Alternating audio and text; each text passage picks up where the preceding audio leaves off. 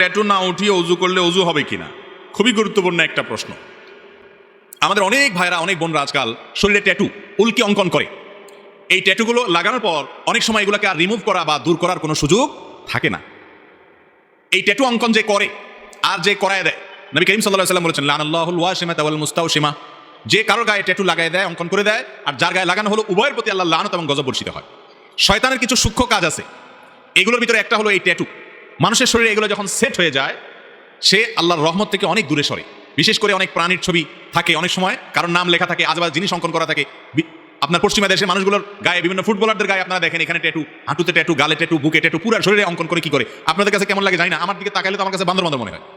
রুচি বলতে কিছু আছে। আল্লাহ তাআলা বলেছেন, লাকাদ খালাকনাল ইনসানা ফি আহসানি তাকওয়িম, মানুষকে আল্লাহ সবচেয়ে সুন্দর অবয়ব দিয়ে সৃষ্টি করেছেন। কিসের মধ্যে আঁকাআঁকি করে, ট্যাটু দিয়ে আস্ত শরীরটাকে অসুন্দর করে।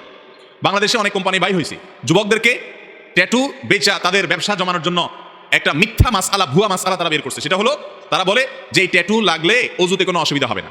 ট্যাটু যদি শরীরে কেউ লাগায়, নিজের ত্বকের উপরে আলাদা আবরণ সৃষ্টি হলে সেখানে যতই পানি দেন আপনি, অজু হবে না। অনেক ভাইরা আছেন, অনেক বোনেরা আছেন, না বুঝা লাগাইছেন, এখন বলে হুজুর কি করবো।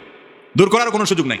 অত্যন্ত ভয়াবহ ব্যাপার যে অজুই হবে না যদি আপনার চামড়ার উপরে আলাদা কি পড়ে যায়, স্তর বা আবরণ সৃষ্টি হয়ে যায়। এই জন্য ট্যাটু অঙ্কন করবেন না, খবরদার। শয়তান একবার ফাঁসায় ফেললে এরপর সারা জীবন কাঁদবেন, কাজ হবে না, ওইটা দূর করতে পারবেন না হয়তো।